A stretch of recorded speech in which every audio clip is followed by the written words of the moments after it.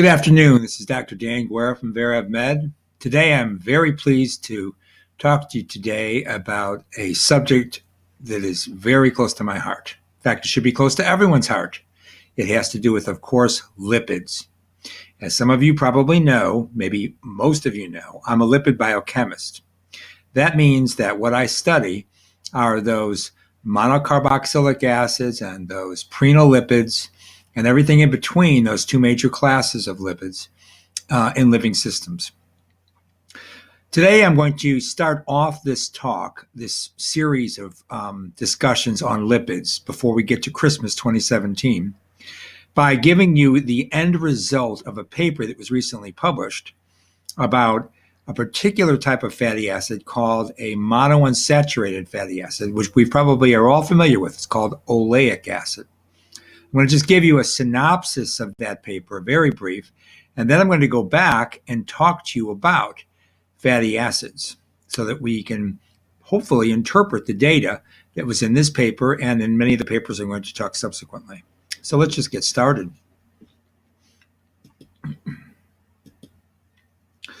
So again, this is VerEvMed, late November.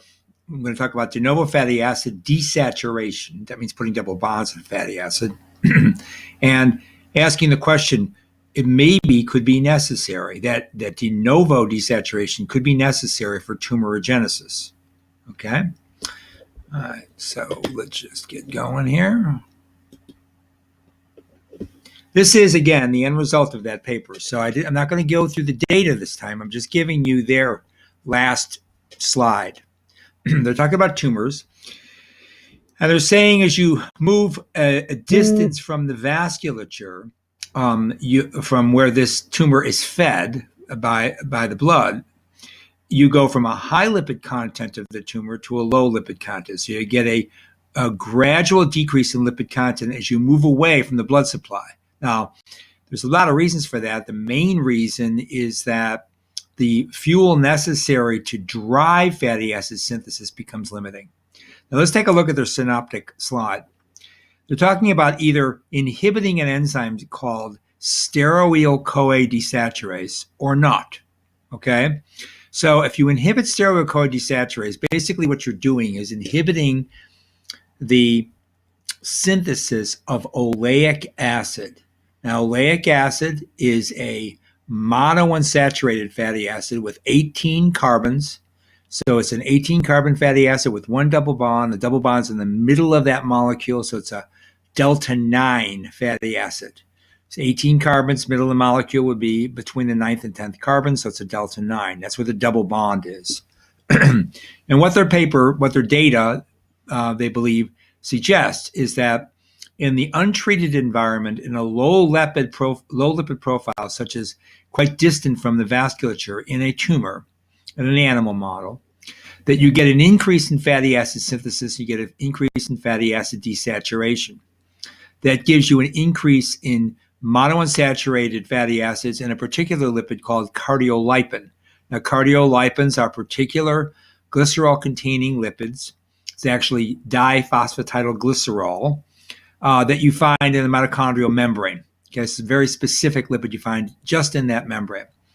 And so you get a fatty acid with one double bond increasing in this tumor, and that they argue promotes tumorigenesis. Now, if you inhibit this stearic acid desaturation, stearic acid is an 18 carbon fatty acid with no double bonds. So you inhibit it with a compound. They show perturbed lipogenesis overall. They show an increase in saturated fatty acids, which is the direct result of inhibiting desaturation, you see. Of course, an indirect result of that is lower levels of unsaturated fatty acids in cardiolipin. And they are showing that induces an apoptotic response. So if you've watched my previous talk on apoptosis, you'll know that the linear pathway for apoptotic events involves the mitochondria, and the mitochondria membrane releases a protein, which is the terminal oxidase step, complex 4 of the electron transport chain. It releases cytochrome C, and that induces a series of events that leads to programmed cell death. So they're suggesting that if they inhibit the production of oleic acid, that is in monounsaturated fatty acid, that you're going to get a sensitization to chemotherapy and a sensitization to complex 1 inhibitors. Example of that would be metformin. And they showed a reduced tumor growth. This is a paper published in Cancer Metabolism just about a year ago. Okay, so that was the end result. So now if you're just browsing through the papers and you want to find, well, what causes apoptosis in tumors, because you want to induce apoptosis in tumors, because that's a way of getting at them, right? Eliminating them. And then you read a paper that says, well, if you don't supply the tumor with unsaturated fatty acid, that'll induce apoptosis. Well, that all sounds like a good linear response. But my worry about that, when lay people, is particularly even scientists that aren't lipid biochemists, read a paper like this, and they don't know anything about fatty acid metabolism, the interpretation of this data is at best nuanced with a lot of criticism. So I was going to just present this paper and move on and go through the details of it and front load it with a discussion of fatty acid metabolism. I said, no, I'll start with the result of this paper. And then I'm going to go back and I'm going to give you a primer on fatty acids. And then later on, not today's talk, but later on, we'll go back and revisit this paper, look at the data, and see whether or not with your newly defined knowledge, you're able to agree with this or not. Okay? So let's do this.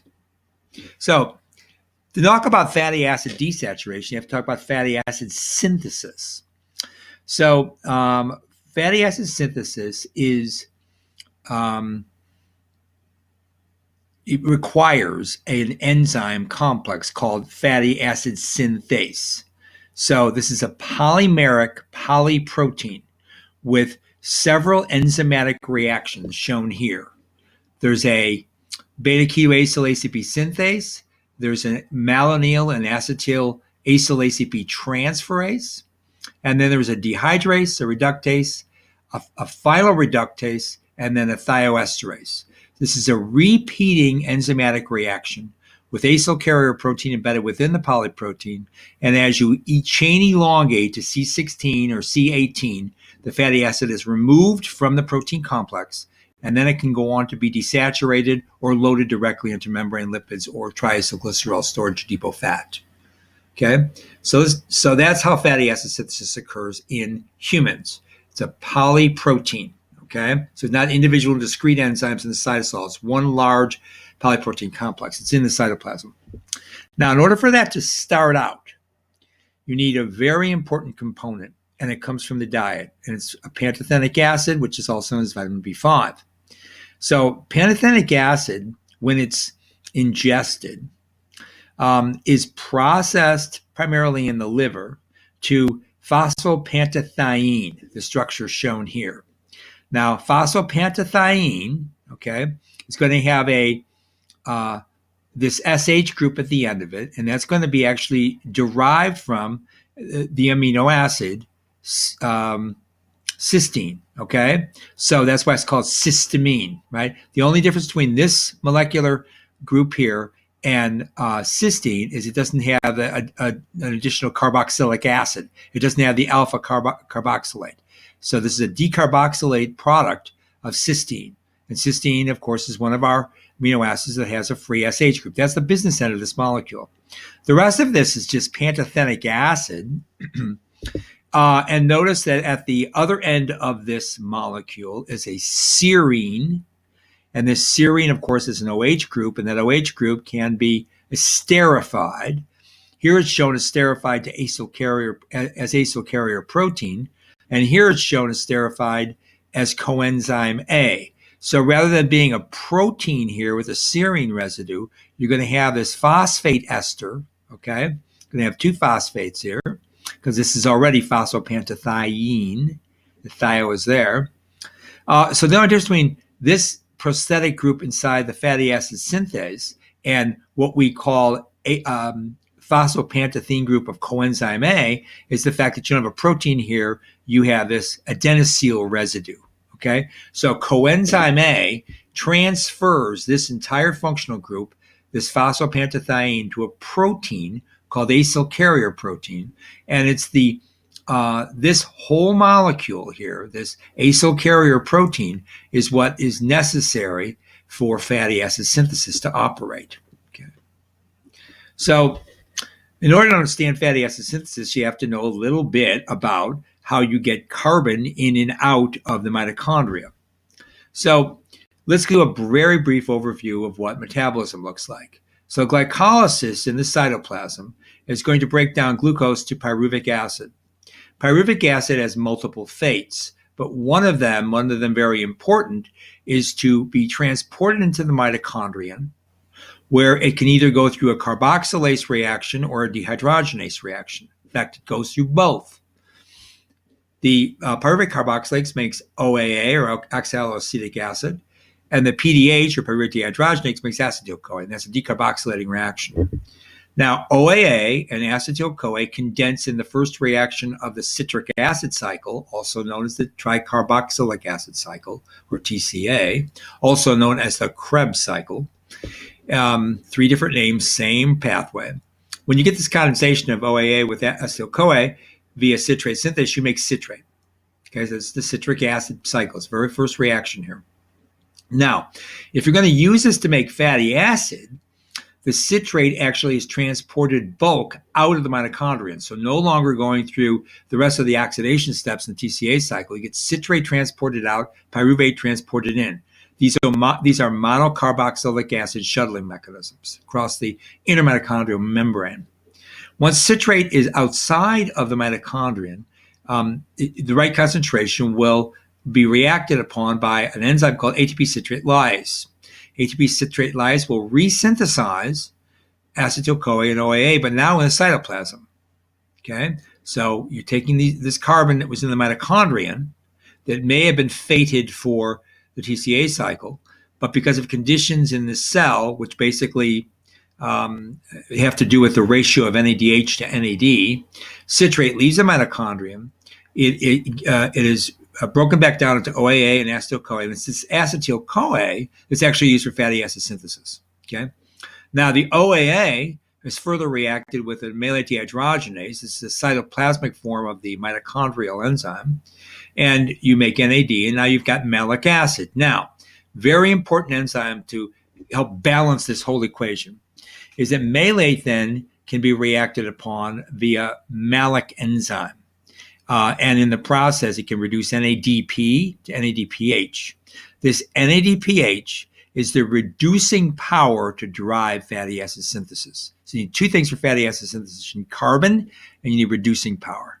So this is how you couple conventional anaerobic glycolysis, the production of pyruvic acid, a portion of the TCA cycle, and ultimately this very important enzyme, ATP citrate lyase, which is cytosolic, to generate carbon in the cytosol for fatty acid synthesis. Now, this acetyl-CoA, as we'll see in subsequent talks, can also be used for steroidogenesis, particularly cholesterol and all the isoprene lipids that are in that family. Here we're going to be talking about fatty acids, which are also known as acyl lipids, okay, because they have that carbonyl group, that activated carbonyl group.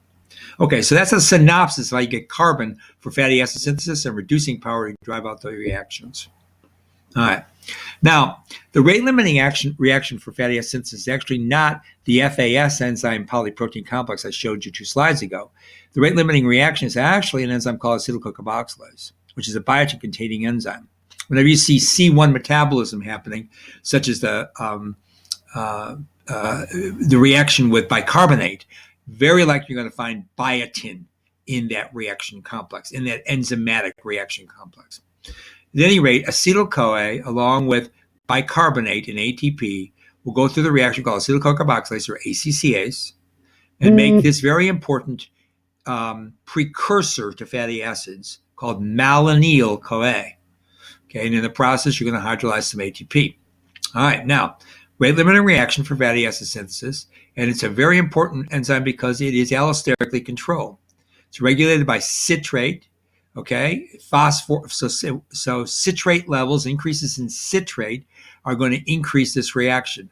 And that's because citrate levels in the cytoplasm would would herald the consequence of citrate being translocated from the mitochondrion, which means you're in the fatty acid synthesis mode, which means you're going to be making the product acetyl-CoA and, of course, OAA, and that means the acetyl-CoA should be activated. So citrate activates the cytosolic acetyl-CoA.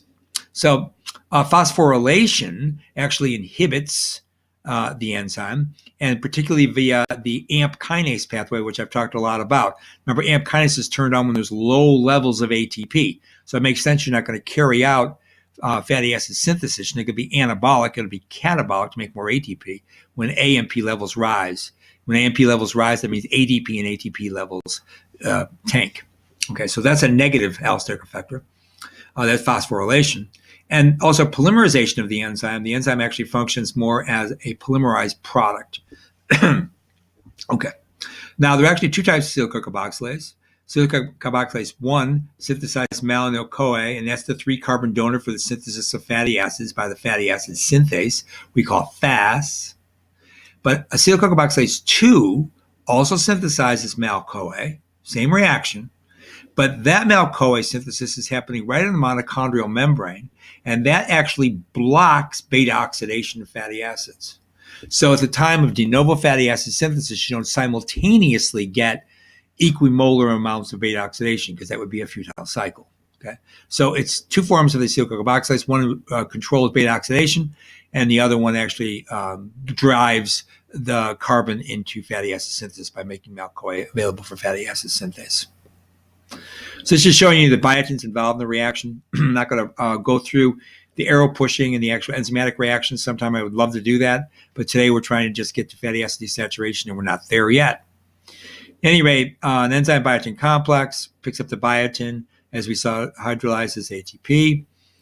You get this intermediate. It's a carboxybiotinylated enzyme. You pick up the acetate, and you get this carboxylation, and now you have malonyl-CoA, and that's going to be ready for fatty acid synthase, right? And then you have the enzyme back to its native state, so it can pick up another bicarbonate. So I want to give you a little history here.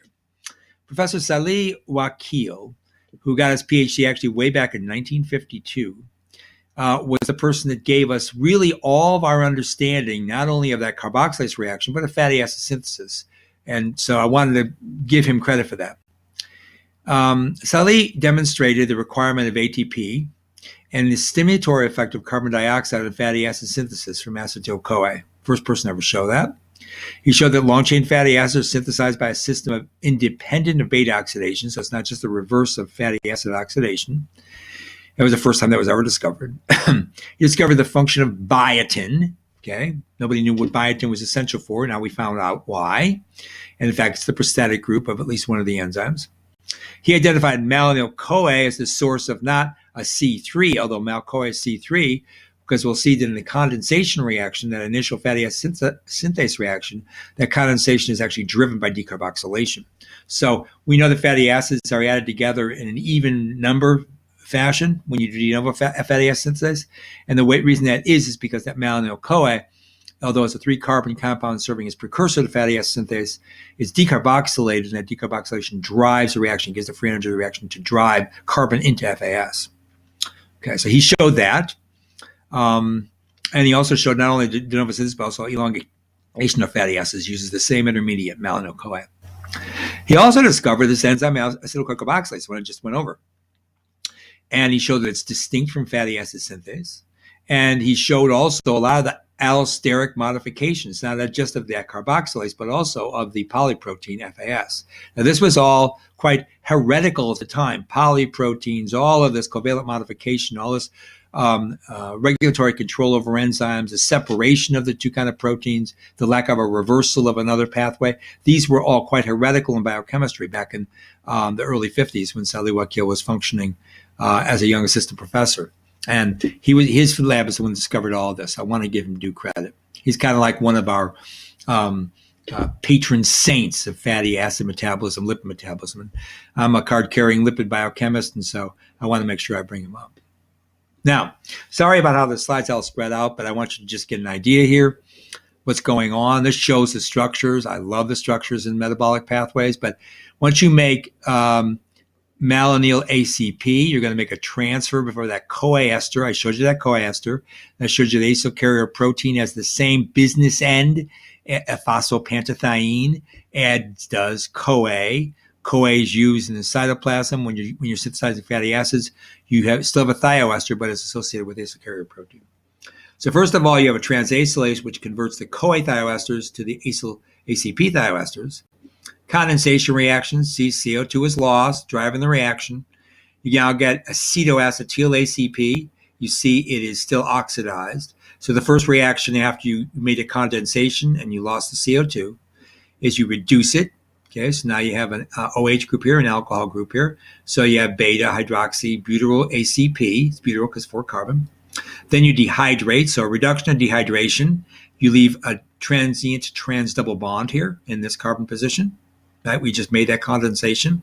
Then there's another reduction, and notice all this NADPH is used in reduction. Remember that NADPH came from malic enzyme and also appreciably from the oxidative pentose phosphate pathway, which makes NADPH from glucose oxidation. So that's where you get the NADPH from. So you made the second reduction. Now you are fully saturated fatty acid. It's only 4 carbons long. So it's butyryl, 4 carbon, ACP, still has a thioester ACP, still bound to that fatty acid synthase polyprotein complex in the cytoplasm during de novo fatty acid synthesis. Now, you just carry out the same set of reactions, these basic reactions. You condense, okay? That's the synthase. You reduce, you dehydrate, you reduce, and then you're ready for another round of reactions. You go all the way to palmitoyl ACP. Now, palmitoyl ACP is 16 carbon fatty acid, palmitic acid, as the thioester to the polyprotein acyl carrier protein, with that prosthetic portion of the acyl carrier protein being that 4' phosphopantothioene, that thioester. Thioester is in conjunction with that carbonyl group that was erstwhile a carboxylic acid on the first carbon of that fatty acid. Okay, that's how you maintain this fatty acid in metabolic play, actually. All you got to do now is get rid of that thioester for ACP, and you just do a transfer, okay? You can just make free palmitic acid, just a hydrolysis, but really what happens is you take that palmitate and reesterify it to coenzyme A. Then you end up with an acyl-CoA, and the acyl-CoA in the cytoplasm can be elongated and desaturated and used for all the complex lipid synthesis, which we'll talk about subsequently, for sure. All right, so that last reaction in fatty acid synthase is still part of that polyprotein complex, this thioesterase, and basically you're just passing water over this bond. Okay, you got free acyl carrier protein reduced form, and you're able to go do another round of fatty acid synthase. All right, now, this is just showing you how citrate moves right across the mitochondrial membrane. We talked about this before. We talked about the production of here's citrate, here's acetyl-CoA, OA. I want you to keep that in mind, okay? That this is like the powerhouse for carbon moving into fatty acid synthesis. So where does the carbon come from? The carbon comes from glucose, okay, via glycolysis to pyruvate to acetyl-CoA and OAA. The carbon can also come from amino acids. Sure, because if you deaminate amino acid, it ends up just being a carboxylic acid.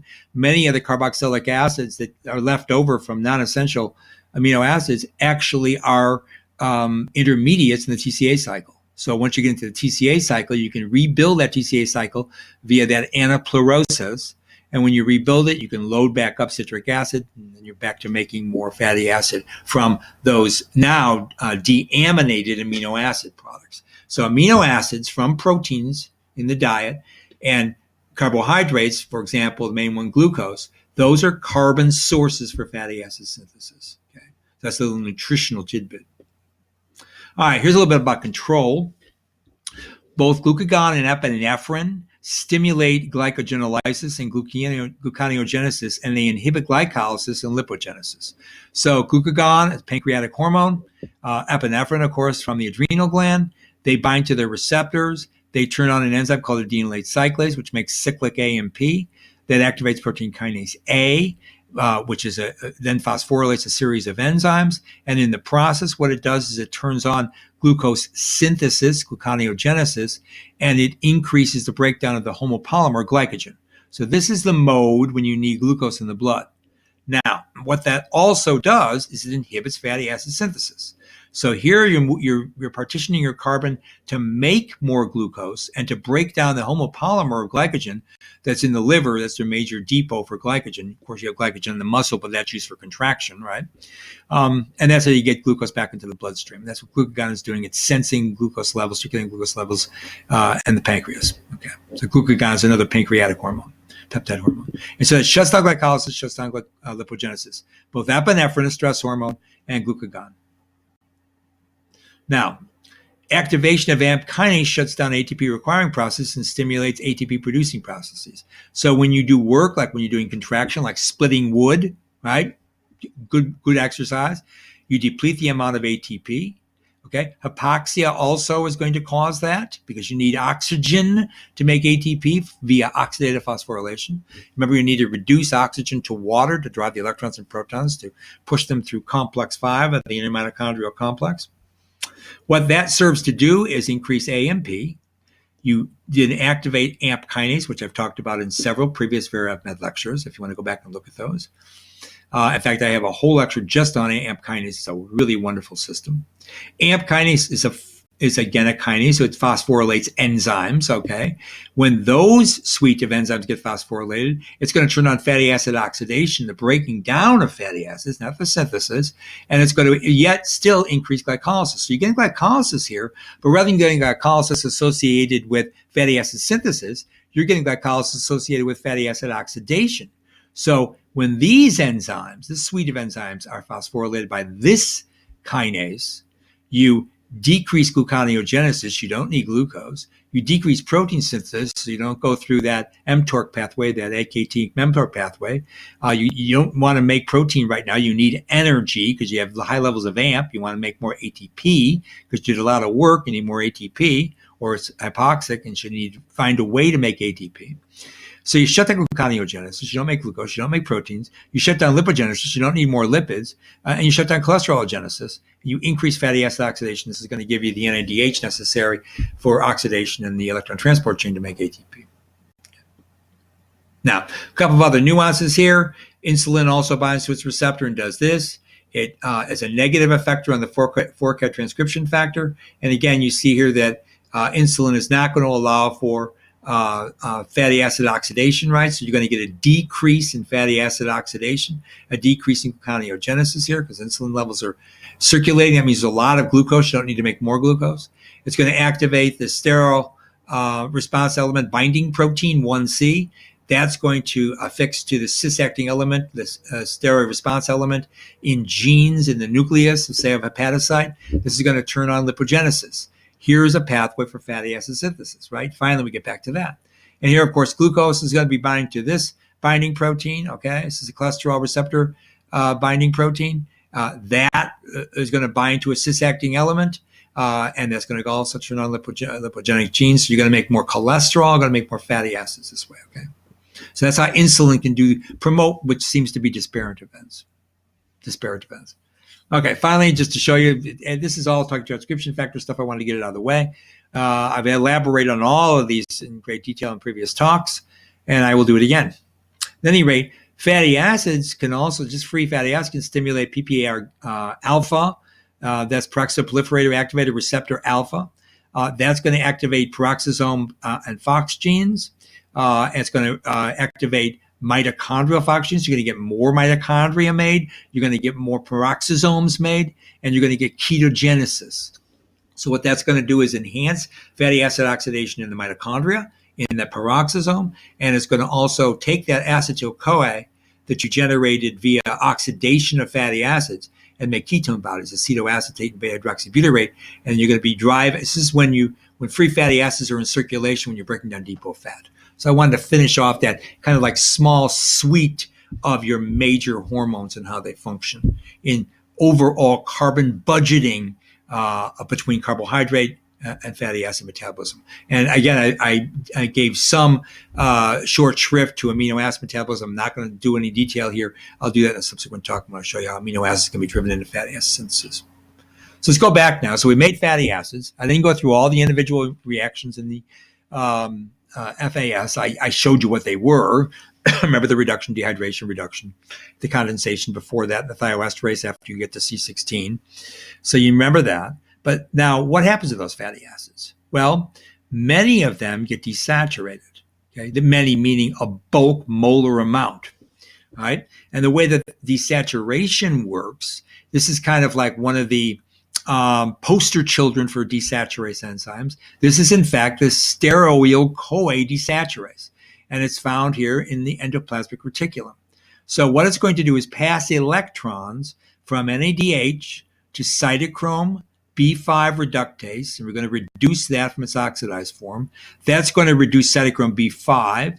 Cytochrome B5 is going to now reduce the desaturase enzyme, and the reduced desaturase enzyme, right, is going to drive fatty acid desaturation. There's your double bond, okay? It's going to use molecular oxygen. So notice that fatty acid desaturation de novo requires free oxygen, okay? So if you're in hypoxic mode, you're not going to make de novo fatty acid desaturation products. Okay, this is showing you again what the compound would look like. This is taking, for example, you see you can have any number of repeating methylene groups on either side of this particular carbon locus. Is going to become the center for desaturation. When I say any number, that just has to do with chain length, right? And I'll talk about the numbering system here on these compounds, these aliphatic monocarboxylic acid compounds in a moment. But it's a long chain fatty acid. As a CoA ester, it meets up with an ADH, right? And you're going to pump a double bond into there. You need molecular oxygen, just showing you the end product without showing you all those intermediates I just went through.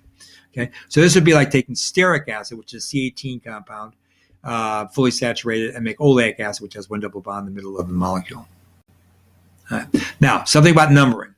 So fatty acid numbering, the very first carbon, okay, the one that's going to end up as a CoA ester or an acyl ACP thioester, that's actually called carbon 1, but it's not the alpha carbon.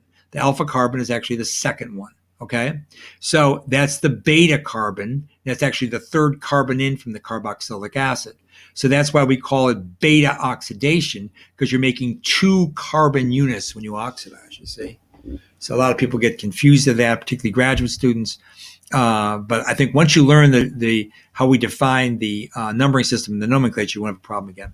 Now, the last carbon in a fatty acid is a methyl group, and it's called the omega, or the final carbon. So it's called the omega carbon. So we hear about omega fatty acids, omega-6, omega-3 fatty acids. It's now counting from not the carbonyl group here, but from the methyl terminus.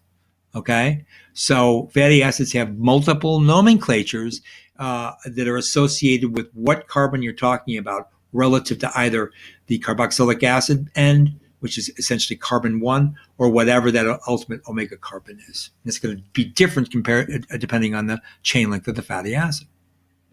So here you have the omega carbon again.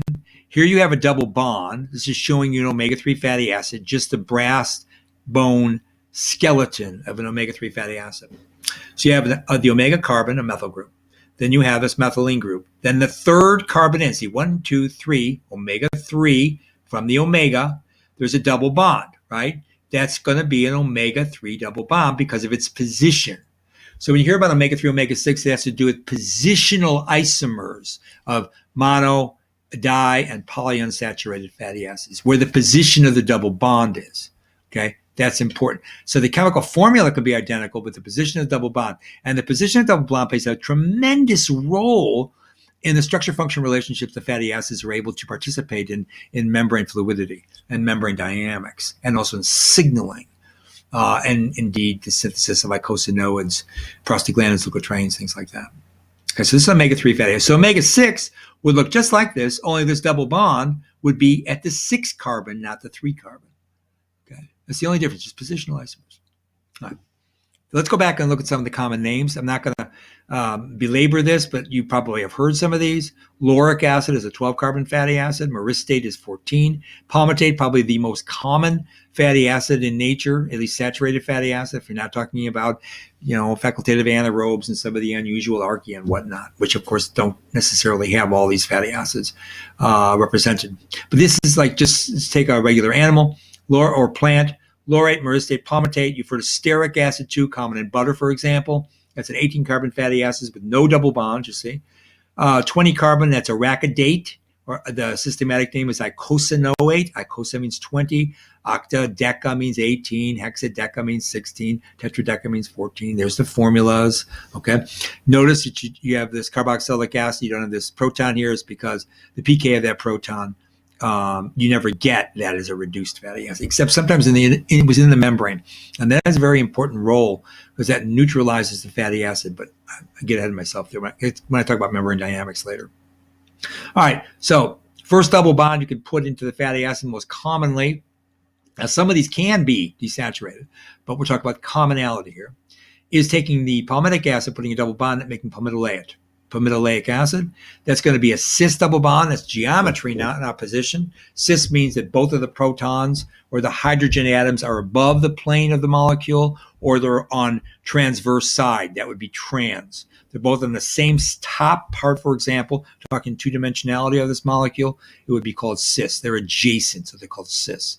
So palmitoleic acid is cis delta 9, hexadecanoic. Now we're calling them that decanoic, okay? So it's not a saturated aliphatic hydrocarbon. It is now monounsaturated, so that ene, remember, enes are double bonds.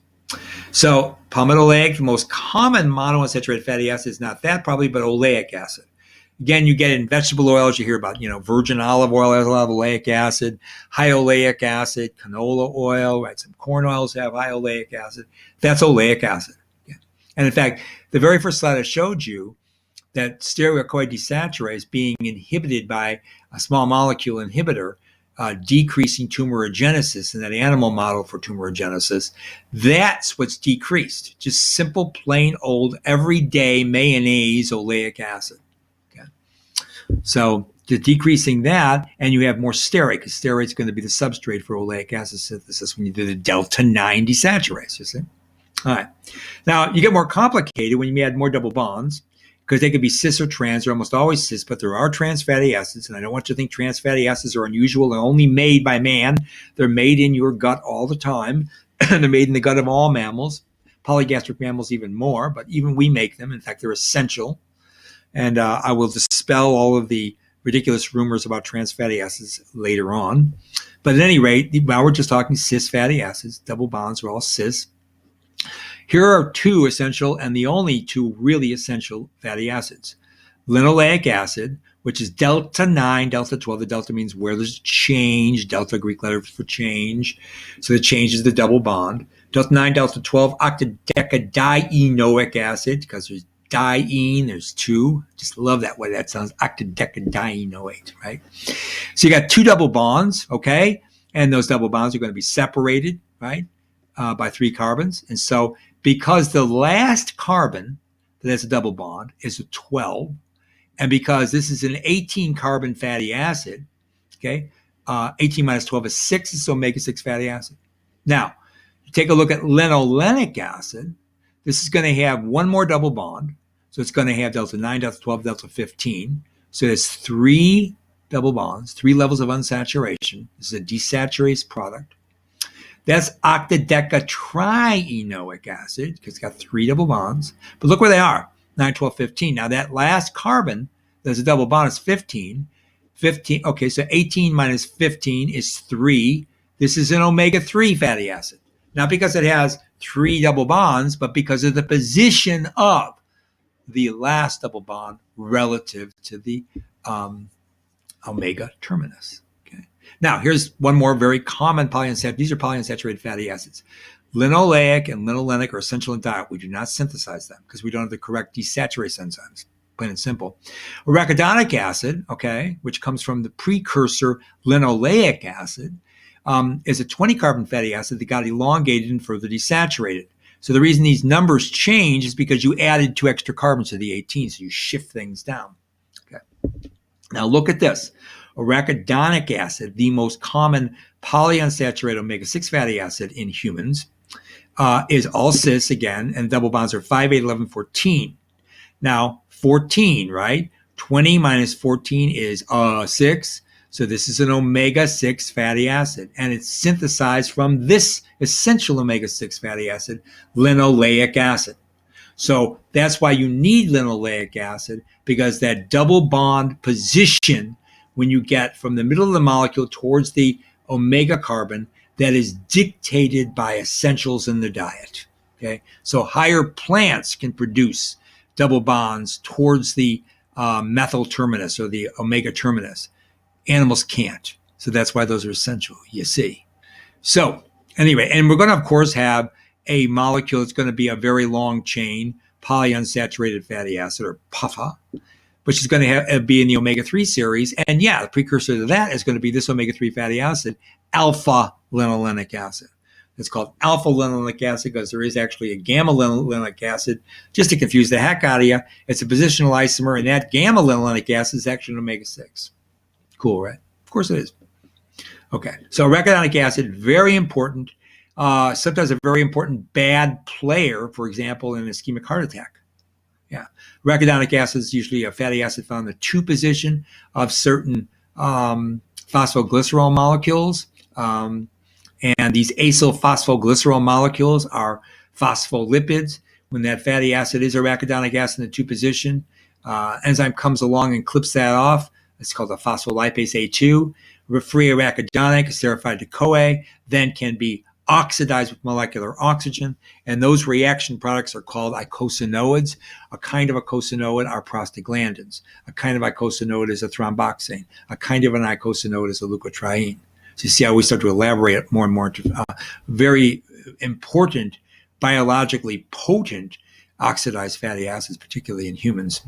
All kinds of aspects of inflammation, the immune response itself, and also reproduction. Now, you have to elongate fatty acids. So I think you saw that the actual end product of de novo FAS is that C16 molecule, palmitate. Goes through the thioesterase and you're done, right?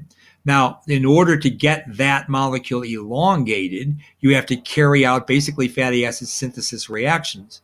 And where those happen is not by the FAS in the cytosol, but either in the ER, sometimes in the peroxisome, and also most importantly in the mitochondria.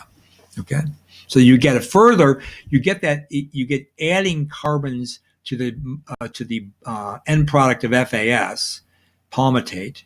You can make C18 stearate, for example, but that elongation reaction is not just a malfeasance or a stuttering of the FAS, okay? The FAS stops at palmitate. The thioesterase is very specific as a palmitoyl ACP thioesterase. But that palmitic acid can end up getting elongated stearate, and that's where you end up with oleic acid, with stearoyl-CoA desaturase. All right. So we've already done this, but the basic formula for the linoleic acid, that double bond is going to be in the 6th position. Okay, so everything that's got that 6th position is going to stay that way. And again, it's essential in the diet. The basic formula of the linolenic acid series, of alpha linolenic series, that double bond is going to be in the 3rd position. Okay, there's the 3rd carbon, you see. Now, this diagram is a little bit deceptive, but it's okay. And it's essentially correct. There is your carboxy terminus, right? That carbonyl group is esterified to coenzyme A, shown here. Here are desaturases that humans have. You get a delta 5 desaturase, a delta 6 desaturase, and then basically a delta 9 desaturase. Here just called by its common name and its actual substrate specificity, steroid desaturase, which we've now talked about 4 times by my reckoning. Okay, very common fatty acid product will be oleic acid, and it's the result of this reaction of stearate being desaturated. So now it shows here too a delta 4 desaturase. Now, as it turns out, we thought there was a delta 4 because we kind of needed it because the double bonds are going to be added towards this carboxy terminus by mammalian enzymes. But as it turns out, we really have never discovered a delta 4. Really what we get is a further elongation and then a desaturation and then a clipping back. And that's how when we end up with that signature very long chain polyunsaturated fatty acids. You'll see in a moment what I mean. All right. I really like this diagram. I totally forget where I got it. I redrew it years ago when I was teaching a graduate biochemistry course. Okay, in the diet, here you go. Here is linoleic acid. Remember, 18 carbons, 2 double bonds, omega-6. Here is alpha linolenic acid, 3 double bonds, 18 carbon fatty acid, omega-3. Besides calling it omega-3, we also call them N-3, just to confuse graduate students and lay people. Same fatty acid, though. Omega-3 or N-3 means the same thing. Same chemistry, different nomenclature. So there's a delta 9, 12, 15. Again, remember this is delta 9, 12. Here's your elongation. Okay, now you made this 20 carbon fatty acid. Now that you see where you've displaced those double bonds, because you've elongated it, right? All right. Now that's kind of a dead end. Now you can take that same fatty acid, okay, and you can further desaturate it. So you can take linoleic acid, desaturate it, rather than elongate it, desaturate it to make this creature, 18 carbon fatty acid, 3 double bonds, still omega-6, because once omega-6, always omega-6 in the human. But look where the bonds are, 6, 9, 12. Now, this is a linolenic acid because it has 3 double bonds. So it looks like this, it's a positional isomer. Now, delta 6, 9, 12 linolenic acid is also known as gamma linolenic acid. I know it's terrible, but that's the way it works. And gamma linolenic acid is nothing more than an intermediate to make this 20 carbon fatty acid. Once you elongate, then that 20 carbon fatty acid, still only 3 bonds, still an omega-6. Okay, so it's an icosa trienoic fatty acid. Meets up with the delta 5 desaturation, you make a arachidonic acid. That's how you synthesize arachidonic acid de novo in the liver, for example. Now, I'm not going to go through all the rest of these, but let's take a look at when you end. So gamma linolenic acid, which is sold in health food stores, and for what reason I never could quite fathom, because it's an intermediate in metabolic play and very rare to have a deficiency in the delta 6 desaturase. So if you have this in the diet, you're going to be making gamma linolenic acid. So go figure why people would want to ingest that. Wouldn't be me. Okay, again, the only other essential fatty acid in the diet is alpha linolenic acid, 6, 9, 12, omega-3 fatty acid. It meets up with the same desaturase. Okay, delta 6 desaturase. Now look what it makes. It puts in a double bond. It's still at 18 carbon levels. Now it's 6, 9, 12, 15. Okay, now that double bond, you see, was positioned what? It's positioned toward the carboxy terminus. So when animals put double bonds in the fatty acids, those double bonds are from the middle of the molecule towards the carboxy. When plants and microbes put in double bonds, they can do that, but they can also go the other way. In fact, they prefer going the other way towards the methyl terminus. Lots of interesting evolutionary and physical chemical purposing there, why those double bonds are in those positions with those different biologies. And someday maybe I'll talk about that, but not today. Anyway, you make this 18 carbon fatty acid, 4 double bonds. Now you just do this elongation, in the mitochondria, for example, in the ER. Now you've got this 20 carbon fatty acid, 4 double bonds. And so what is that? That is a icosa tetraenoic acid, just like arachidonate, but it's not arachidonic, it's an omega-3 fatty acid. So this is a positional isomer of arachidonate. Not the same molecule, though, you see, totally different. It meets up with the same desaturase, so delta 5, and now you've made icosapentaenoic acid, EPA, of fish oil fame, okay?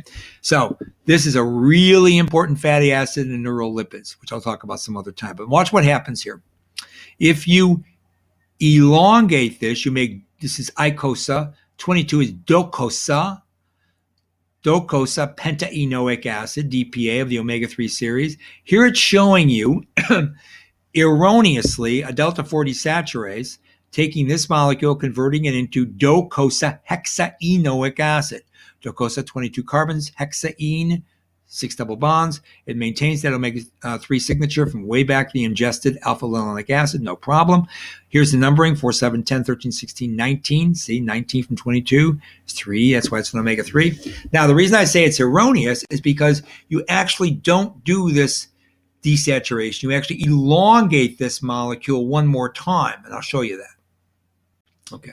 See, it's called chain shortening. So, again, don't worry about this, but acetyl-CoA making these are your everyday saturated fatty acids, palmitate, stearate. There's the delta 9 desaturase making oleic acid. Okay, you can desaturate that with the delta 6 and delta 5 to make this fatty acid. It's called meat acid. It's a dead end fatty acid. It's not used in membranes, for example. And in fact, you find this in the very rare cases where you get essential fatty acid deficiencies. Yeah. Likewise, you can take the 16 carbon, you can desaturate it, and you end up with this. Okay. Remember the palmitoleic acid and actually can elongate this unusual isomer. Now, back to the diet. Remember, we already did this. We did this omega-6 and omega-3. Here is arachidonic acid. Here's icosapentaenoic acid. The major important polyunsaturated fatty acid is arachidonate of the omega-6 series. The major polyunsaturated fatty acid of 20 carbons of the omega-3 series is the EPA or icosapentaenoic. Okay. Now, here you get this E elongation, right? You get the 22. You can keep on elongating. Now, watch what happens here. You get 22 carbon, 5 double bonds, right? You had 2 more carbons, now you got 24. That is a substrate for the delta 6 desaturase. So you don't need the delta 4. So now you've got a 24 carbon fatty acid, 24 carbon fatty acid with 6 double bonds, still omega-3, because I told you once an omega-3, always omega-3 in the diet. But all you do is you get rid of those 2 carbons, right? So you get, it's called retroconversion. I love that term. And you just change shorten. And now this is how you actually make docosahexaenoic acid omega-3. Okay. That's how it's done. Okay. So you get chain shortening. You don't get that delta 4 desaturase because we've never discovered one. All right. So again, short chain fatty acids are made from soluble FAS system. FAS precursors are acetyl-CoA and malonyl-CoA. Here are your main end products. There's stearic acid. We've already gone through this. There's oleate. Now, depending on the organism, like in plants, for example, it has a delta 12 and delta 15 desaturase, and that's where you get linoleic and alpha-linolenic acid, okay? That's how it's synthesized in nature. Now, we don't do that, right? We take these as essential, and we go through these reactions I just showed you, okay? Very good. So that was a very quick primer on de novo fatty acid synthesis and fatty acid desaturation. Now, there's a whole lot of detail I didn't go into in terms of regulation, obviously. I mentioned a little bit about hormonal regulation at the level of lipogenesis and beta oxidation, gluconeogenesis versus glycolysis, that sort of business at the very beginning. I talked a little bit about acetyl-CoA carboxylase regulation via citrate and phosphorylation and polymerization. I didn't really talk about the regulation of FAS itself, and I certainly didn't go into any great detail about the desaturases, but you can be sure that they are covalently modified and allosterically controlled. Okay. So it's a slide I showed last time I gave a talk. This is my dog, Luca, our dog, Luca. Okay, he's part wolf. Yeah, he's got very long hair and he sheds all the time. And this is just some wood I cut. And this is, of course, a Douglas fir. And this is a white fir. So let's go ahead and shut this down. Thank you very much for your attention. Again, I'm Dr. Dan Guerra, and we were going through fatty acid synthesis and desaturation early this afternoon. This is the 29th of November, 2017. The next time we meet, I'm going to go ahead and continue on talk about lipids, but then go back to discussing papers of clinical importance associated with how fatty acid, either synthesis, elongation, or desaturation, maybe even oxidation, play a role in potential targeting in tumorigenesis in humans. And some of that targeting, of course, leading down those very important cell fates, such as senescence, apoptosis, necrosis. So let's stop. I'm going to stop here, but before I do, I almost stopped before I did this. My sign off is goodbye for now.